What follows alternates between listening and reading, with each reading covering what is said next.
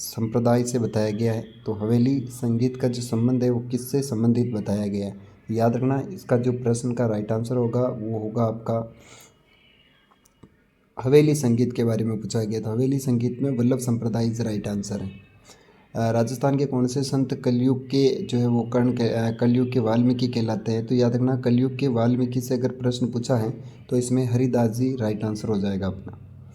संत हरिदास को कलयुग का जो है वाल्मीकि कहा जाता है। फिर प्रश्न पूछा गया है अपने को कि आपके जो संत रामचरण जी हुए उन्होंने रामसनी संप्रदाय की स्थापना कब करी। तो ये 1760 ईस्वी में करी है।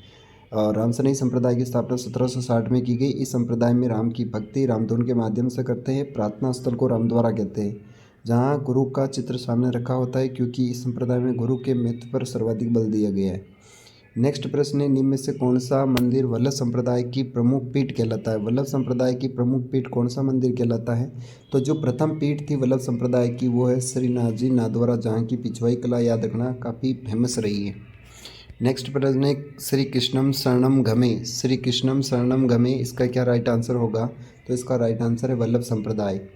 ठीक है, आगे बढ़ते हैं। राजस्थान का वे लोक संत इसके चमत्कारों से प्रभावित होकर दिल्ली सुल्तान सिकंदर लोदी ने भू दान दिया था। तो किसके समय में भूदान दिया गया है। तो याद रखना, ये भूदान दिया गया है आपके जसनाथ जी। क्या राइट आंसर हो जाएगा इसका, Jasnath ji is right answer. व्याख्या क्या कहती है, देखिए, सिकंदर लोदी ने संत जसनाथ जी के चमत्कारों से प्रभावित होकर उन्हें कर्तरियासर में 500 बीघा भूमि प्रदान की तथा नगाड़ा बजाने की छूट दी गई थी। यहाँ पर प्रश्न पूछा गया है कि धधकते अंगारों पर किया जाने वाला अग्नि नृत्य किस संप्रदाय से संबंधित है। अग्नि नृत्य किस संप्रदाय से संबंधित है। तो याद रखना, जसनती संप्रदाय से संबंधित है। जो बीकानेर का अग्नि नृत्य काफ़ी फेमस रहा है। अग्नि नृत्य जसनाती संप्रदाय के कुछ अनुयायी अग्नि नृत्य करते, जो नृत्य के दौरान फतेह फतेह तथा सिद्ध रुस्तम जी का उच्चारण करते हैं। अग्नि नृत्य को सर्वाधिक संरक्षण बीकानेर महाराजा गंगा सिंह जी ने दिया था। संत दुर्लभ जी के बारे में पूछा गया है। संत दुर्लभ जी किस उपनाम से विख्यात है। राजस्थान का नरसिम्हा है, या राजस्थान का रहीम है, राजस्थान का करीब है, या राजस्थान का तुलसी है। तो याद रखना, संत दुर्लभ जी राजस्थान का नरसिंह अवतार माना जाता है। संत दुर्लभ जी का कार्यक्षेत्र डूंगरपुर बांसवाड़ा क्षेत्र में रहा है। इन्होंने लोगों को कृष्ण भक्ति सगुण भक्ति के उपदेश दिए हैं। नेक्स्ट हमारा प्रश्न होने वाला है प्यारे विद्यार्थियों, बहुत ही महत्वपूर्ण प्रश्न है। सुमेलित करना है आपको। क्या सुमेलित होगा इसका राइट आंसर, इसके बारे में पूछा गया है। चलिए, रामानंद जी संप्रदाय की प्रधान पीठ कहाँ है। निम्बार्क संप्रदाय की कहाँ है, नाथ संप्रदाय और वल्लभ संप्रदाय की कहाँ है। तो वल्लभ संप्रदाय नाथद्वारा में है, और नाथ संप्रदाय आपके महामंदिर के अंदर है। निम्बार्क संप्रदाय सलेमाबाद में है, और रामानंद संप्रदाय गलता जी के अंदर है। तो आप इसके अंदर मिलान कर सकते हैं, कौन सा होगा। पहले में 2, दूसरे में 3, तीसरे में 1, और तीसरे में 4, और तीसरे में 1 इज राइट आंसर। नेक्स्ट प्रश्न है, वैष्णव धर्म का सर्वप्रथम उल्लेख किस अभिलेख में मिलता है। वैष्णव धर्म का सर्वप्रथम उल्लेख जो है वो किस धर्म में मिलता है। तो याद रखना, घोसुंडी अभिलेख हुआ है हमारे चित्तौड़गढ़ के अंदर, जहाँ पर वैष्णव धर्म का सर्वप्रथम उल्लेख मिलता है। चित्तौड़गढ़ के घोसुंडी में द्वितीय शताब्दी ईसा पूर्व का कई शिलाखंडों में टूटा हुआ शिलालेख प्राप्त हुआ है, जिसमें द्वितीय शताब्दी ईसा पूर्व में भागवत धर्म का प्रचार, संकर्षण तथा वासुदेव की मान्यता और अश्वमेध यज्ञ के प्रचलित आदि का वर्णन मिलता है। राजस्थान में संप्रदायों के प्रवर्तक का असंगत युग्म छाटिए, इसमें से कौन सा गलत है वो बताना है। गौड़ीय संप्रदाय गौरांग महाप्रभु चैतन्य द्वारा है। रसिक संप्रदाय जो है वो कृष्णदास पेहरी हैं। पशुपति संप्रदाय आचार्य लकुलिश है। निम्बार्क संप्रदाय निम्बार्काचार्य है। तो इसमें से अपना राइट आंसर क्या होगा, ये आपको कमेंट में आंसर देना है। जल्दी से बताएं मुझे इसका राइट आंसर क्या होगा। तो रसिक संप्रदाय कृष्ण दास पेहरी, इसके अंदर जो है वो असंगत हो जाएगा आपका राइट आंसर 2। अब क्या कह रहा है, देखो, राजस्थान में रसिक संप्रदाय के प्रवर्तक स्वामी अग्रदास जी को माना जाता है। किसको मानते हैं, स्वामी अग्रदास जी को माना जाता है। कृष्णदास पेहरी ने गलता जी में रामानंदी संप्रदाय की पीठ की स्थापना की थी। तो ये राइट आंसर इसका 2 हो जाएगा। निम्न में से कौन सा मंदिर वल्लभ संप्रदाय का नहीं है। वल्लभ संप्रदाय का कौन सा मंदिर नहीं है। मथुरे जी, गोकुलचंद, कामा भरतपुर, मदन मोहन, द्वारिकाधीश जी। तो याद रखना, इसमें जो राइट आंसर होगा अपना 12वें के अंदर, और 12वें के अंदर राइट आंसर है मदन मोहन जी करौली। कौन सा है? मदन मोहन जी करौली जो है ये राइट आंसर हो जाएगा अपना। करौली में स्थित मदन मोहन मंदिर गौड़ीय संप्रदाय का प्रतीक माना जाता है। किसका माना जाता है? याद रखना, गौड़ीय संप्रदाय का प्रतीक। जबकि कामवन भरतपुर में स्थित मदन मोहन जी मंदिर वल्लभ संप्रदाय का माना जाता है। नेक्स्ट प्रश्न है, जसनाथ जी के उपदेश किस ग्रंथों में संग्रहित है? जसनाथ जी के जो ग्रंथ जो उपदेश है वो किस ग्रंथ में संग्रहित हैं? तो इसका राइट आंसर क्या हो जाएगा? इसका राइट आंसर प्यारे विद्यार्थियों हर डेवाणी अंग वधु है, 120 शब्द वाणियाँ हैं, ज्ञान समुद्र ज्ञान सेवैयाँ हैं, या सिमुंदड़ा कोंडा ग्रंथ है। तो इसका राइट आंसर हो जाएगा सिमुंदड़ा या कोंडा इज द राइट आंसर। निम्न में से कौन सी रामसरणी संप्रदाय की पीठ नहीं है? निम्न में से कौन रामसरणी संप्रदाय की पीठ नहीं है? गाड़ा, खड़ाफा, सिहथल, रेन। तो गाड़ा धाम जो है वो इनकी नहीं है। गाड़ा धाम नागौर में निरंजनी संप्रदाय की प्रधान पीठ मानी जाती है, याद रखना है। नेक्स्ट हमारा प्रश्न है प्यारे विद्यार्थियों, आगे की बात करते हैं अपन कि निम्न में से कौन सा लालदासी संप्रदाय से संबंधित नहीं है? निम्न में से कौन सा लालदासी संप्रदाय से संबंधित नहीं है?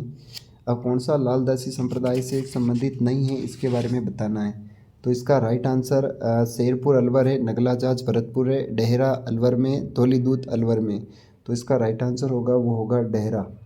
डेहरा जो है वो संबंधित नहीं है। अब डेहरा किससे संबंधित है? तो याद रखना, लालदास जी का जन्म धौली दूब अलवर में हुआ था, इनकी मृत्यु नगला जाज भरतपुर में हुई थी, इसकी समाधि शेरपुर अलवर में है। तो यहाँ पर जो है वो डेहरा गाँव अलवर वाला राइट आंसर नहीं होगा। असंगत को छांटना है, कौन सा असंगत जो है इसके अंदर गलत बताया गया है। नवलदासी संप्रदाय के संस्थापक नवलदास जी, गुद्दड़ के संतदास जी हैं, अलखिया के अलगदास जी हैं, परनामी के प्राणनाथ जी हैं। अलखिया संप्रदाय के प्रवर्तक लालगिरी जी हैं, जबकि अलगदास जी नहीं है, याद रखना। तो इसके अंदर राइट आंसर होगा 3 इज ए राइट आंसर। अलखिया संप्रदाय के अलगदास जी नहीं है, लालगिरी जी है। निम्न में से कौन सी रचना मीराबाई द्वारा रचित नहीं है? निम्न में से कौन सी रचना मीराबाई द्वारा रचित नहीं है? तो इसका राइट आंसर क्या होने वाला है? नरसिंह रोमायरो और मीरा पदावली, राग सौराष्ट्र के पद, टीका राग गोविंद। नरसिंह रोमायरो रत्ना खाती ने लिखा है, याद रखना, ये इसकी संरक्षण में लिखा गया था मीराबाई के। निम्न में से राजस्थान का कौन सा मंदिर घोड़े संप्रदाय का मंदिर नहीं है? निम्न में से कौन सा मंदिर घोड़े संप्रदाय का मंदिर नहीं है? तो वो आपको बताना है कौन सा मंदिर नहीं है। देखिएगा, गोविंद देव जी मंदिर जयपुर है, गोपीनाथ जी मंदिर जयपुर है, मदन मोहन जी करौली है, गलता जी जो है ये नहीं है, याद रखना, रामानंदी संप्रदाय से संबंधित है। गलता जी जयपुर में रामानुज या रामानंदी संप्रदाय से संबंधित है। विष्णुई का कुंभ कहा जाने वाला जंबेश्वर का मेला कहाँ आयोजित होता है? जंबेश्वर का मेला कहाँ आयोजित होता है आपको बताना है। जो जंबेश्वर का मेला आयोजित होता है, याद रखना, मुकाम है, महामंदिर है, कर्त्रियासर या कोल्लूमंडे। तो इसका राइट आंसर होगा मुकाम, बीकानेर के अंदर। फिर प्रश्न पूछा गया, राजस्थान में अष्टछाप कवियों का प्रमुख केंद्र रहा है। अष्टछाप जो कवि हुए उसका प्रमुख केंद्र रहा है सलेमाबाद है, नाथद्वारा है, शाहपुरा है, या फिर कर्त्रियासर है। तो क्या राइट आंसर होगा? इसका राइट आंसर होगा, याद रखना, केंद्र बिंदु रहा है नाथद्वारा इज करेक्ट आंसर। संत लालदास जी ने किससे दीक्षा ली थी? संत लालदास जी ने किससे शिक्षा ली थी? सुखदेवी से, कृपाराम जी से, संत गदन चिश्ती से, या मुनि सुखदेव से। तो इसमें जो अपना राइट आंसर होगा 21 के अंदर प्यारे विद्यार्थियों होगा संत गदन चिश्ती से ली थी इन्होंने। लालदास जी ने मुस्लिम संत गदन चिश्ती तिजारत से दीक्षा ली और इन्हीं की प्रेरणा स्वरूप धौली दुबे छोड़कर बाधौली ग्राम में सिहे शिला पहाड़ पर कुटिया बना ली थी इन्होंने। नाथद्वारा में किस संप्रदाय की पीठ है? तो नाथद्वारा में वल्लभ संप्रदाय की पीठ है, जिसे हम पुष्टि मार्गी संप्रदाय के नाम से जानते हैं। ध्यान रहे कि वल्लभ संप्रदाय को पुष्टि मार्गी संप्रदाय भी कहा जाता है। फिर प्रश्न पूछा गया है, श्रीनाथ जी की प्रतिमा किस मुगल शासक के काल में राजस्थान लाए गए? तो ये राज सिंह जी लेकर आए थे, औरंगजेब के वृंदावन से मूर्तियाँ लेकर आए थे। एक मूर्त इनकी जो है नाथद्वारा में स्थापित करवाई थी और एक कांकरोली में स्थापित करवाई द्वारिकाधीश जी। अगला हमारा प्रश्न है, सातवर निर्णय, सहज प्रकार, 16 तिथि निर्णय नामक ग्रंथों की रचना किसने करी है? काफ़ी इंपॉर्टेंट प्रश्न है प्यारे विद्यार्थियों। ऐसे प्रश्न हमेशा एग्जाम में सीधे सीधे पूछे जाते हैं। तो 24वें प्रश्न का आंसर अपना होने वाला है इसमें क्या है तो याद रखना रचना किसने की है, तो इसका राइट आंसर होगा सहजोबाई। सहजोबाई की रचना है, याद रखना है। सहजोबोध भी है, ये भी आपको ध्यान में रखना है कि 7 वर निर्णय, सहज प्रकाश, 16 तीर्थी निर्णय नामक ग्रंथ किसने लिखा, तो सहजोबाई ने लिखा।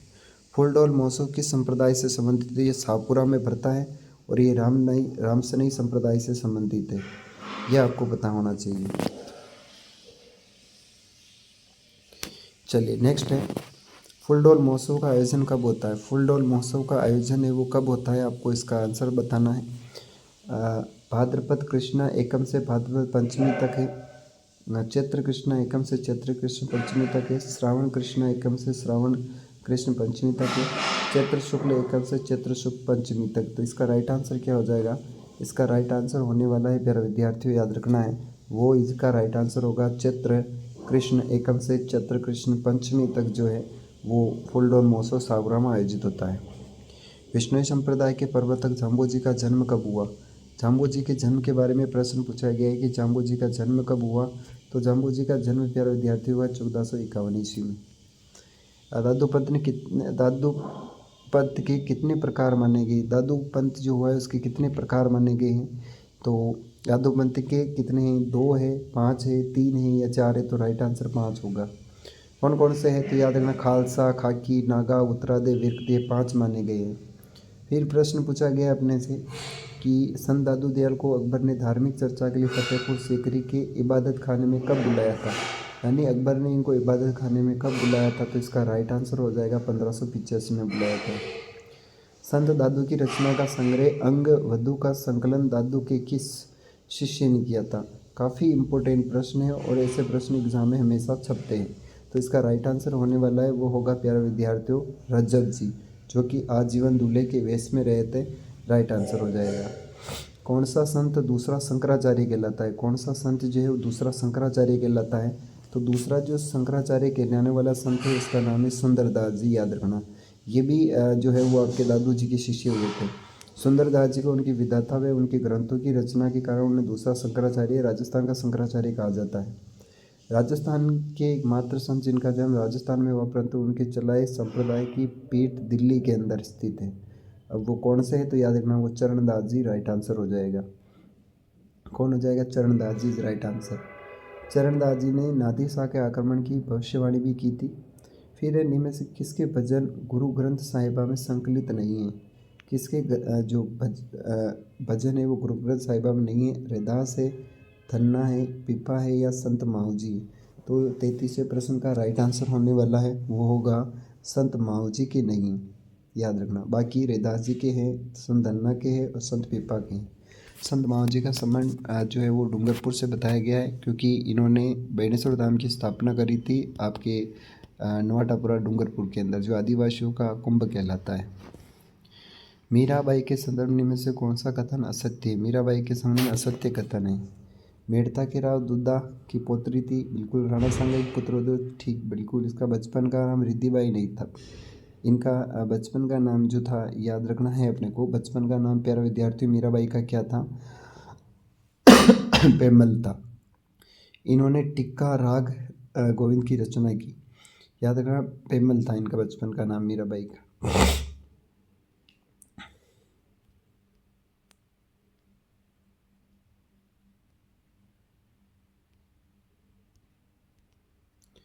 चलिए नेक्स्ट प्रश्न है अपने पास,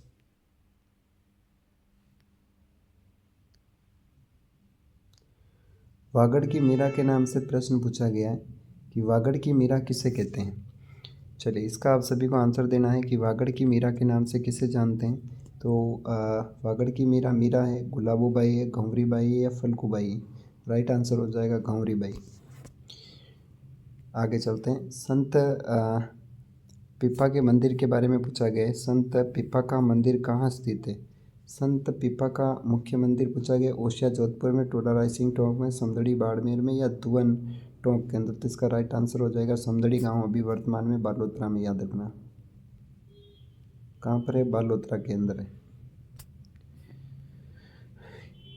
कीर्तनमाला किस संत की रचना है। कीर्तनमाला किस संत की रचना है आपको बताना है। मीराबाई है, गुलाबोबाई है, कंवरीबाई है, सहज सहजोबाई, तो ये घुंगरी बाई की याद रखना। कीर्तनमाला किसकी? घुंगरी बाई की।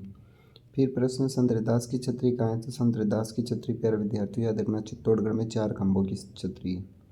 मीरा के पिता का नाम क्या था? तो मीरा के पिता का नाम रतन सिंह जी राठौड़ था और इनके दादा का नाम राम दुधार था। मीरा के बचपन का नाम क्या था? तो याद रखना इनके बचपन का नाम पेमल था।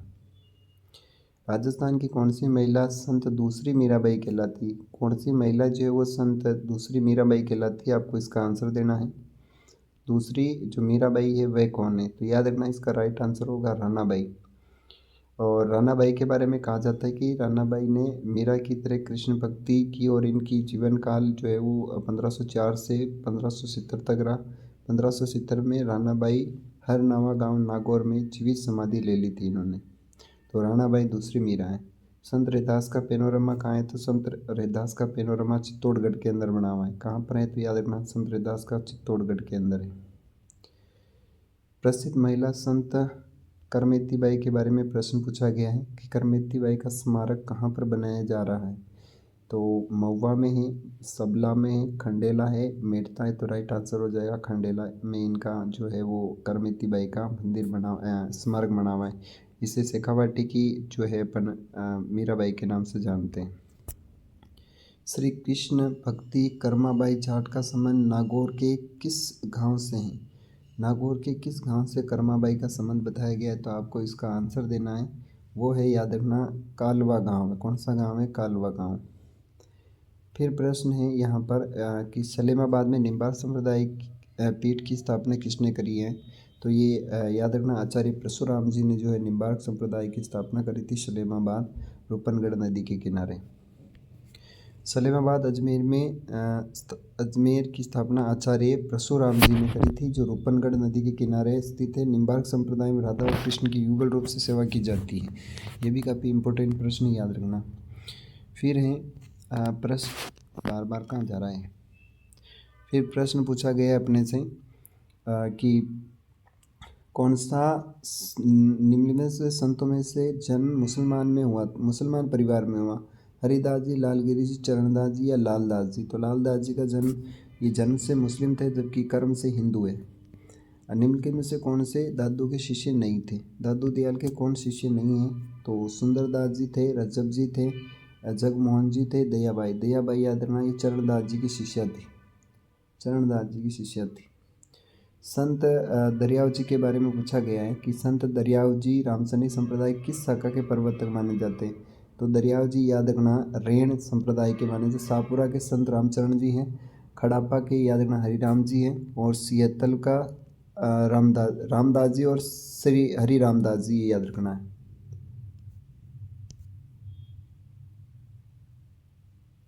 आगे बढ़ते हैं। नेक्स्ट प्रश्न है अपना मीराबाई सदी की कवियत्री थी। मीराबाई कौन सी सदी की कवियत्री थी?